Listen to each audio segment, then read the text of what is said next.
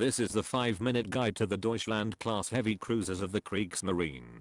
So the Deutschland class, although famous mostly for their exploits with the Kriegsmarine in World War II, were actually one of the few ship classes built for the Reichsmarine, which was the German Navy in the period after World War I but before the rise of the Nazi Party in the early 1930s.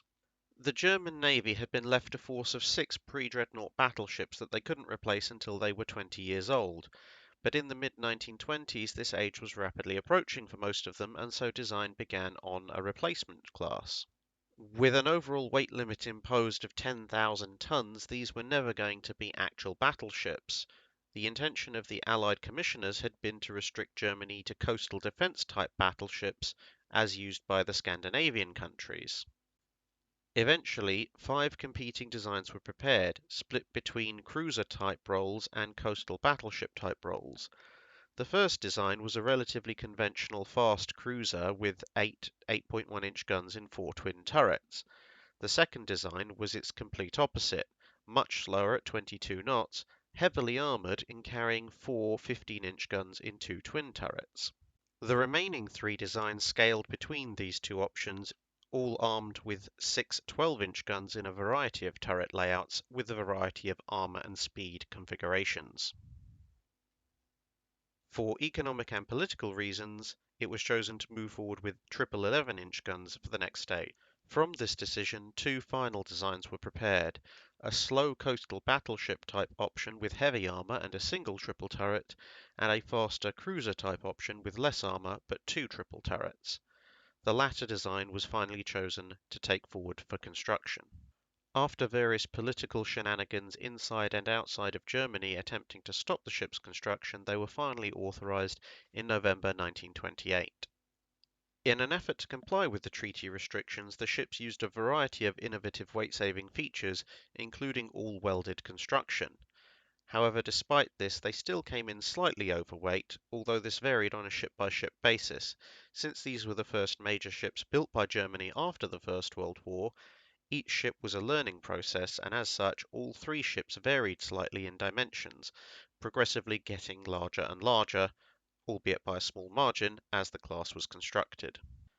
As built, the ships possessed a main battery of 6 11-inch guns in 2 triple turrets, 1 forward and 1 aft, a secondary battery of 8 5.9-inch guns in single turrets, 4 to a side, 3 88mm anti-aircraft guns, and 8 21-inch torpedo tubes completed the loadout, with the torpedo tubes being located in 2 quadruple launchers, 1 at each side at the stern.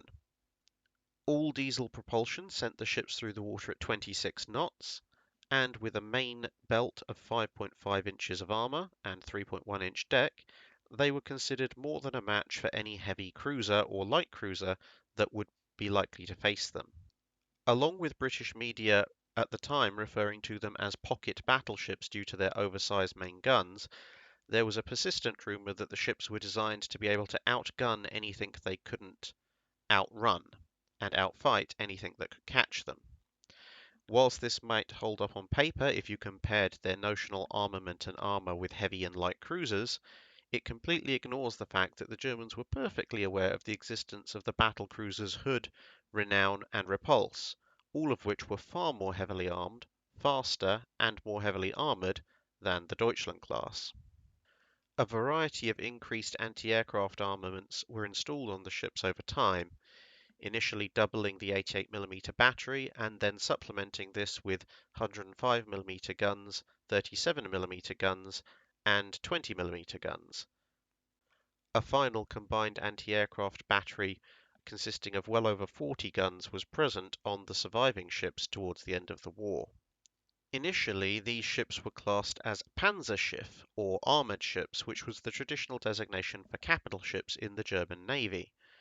However, in 1940 they were reclassified more accurately as heavy cruisers, since they were in no way, shape or form competitive with the capital ships of the time, or even really World War I capital ships. The class would consist of 3 ships, the first ship of course being the Deutschland, followed by the Admiral Scheer, and finally the Admiral Graf Spee. The Deutschland obviously being named for Germany, the Admiral Scheer being named for the commander of the High Seas Fleet during World War I, and the Admiral Graf Spee being named for the admiral in charge of the German East Asia Squadron, who had fought a fairly valiant action at the Battle of the Falkland Islands in 1914. All three ships would serve in some capacity during the Spanish Civil War, obviously on the side that Germany was backing, and obviously all three ships were used in raids against merchant shipping during the Second World War. The Admiral Graf Spee became the most famous of the three ships due to its early success in the South Atlantic and Indian Ocean, but after the Battle of the River Plate against the heavy cruiser Exeter and the light cruisers Ajax and Achilles, it was deceived by British intelligence operations into believing that the heavy cruiser Renown and the carrier Ark Royal had arrived off the coast and the ship was scuttled. Shortly thereafter, the Deutschland was renamed to the Lützow on the orders of Adolf Hitler, since following the loss of the Admiral Graf Spee, the Germans had realised that there was every possibility that any of the surviving ships could be sunk, and having a ship named Deutschland sunk when you are in fact Deutschland could be something of a blow for morale. It is for this reason that ships such as the United States, the Great Britain, and the France are relatively uncommon in the annals of naval history. The detailed careers of all three ships will be covered in their own separate videos in the future. However, to round out this video, the Admiral Scheer and Lützow survived until April 1945, when they were sunk by RAF bombers in separate operations. The Lützow was then salvaged by Soviet forces and used as a weapons test facility until 1947. That's it for this video. Thanks for watching. If you have a comment or suggestion for a ship to review, let us know in the comments below.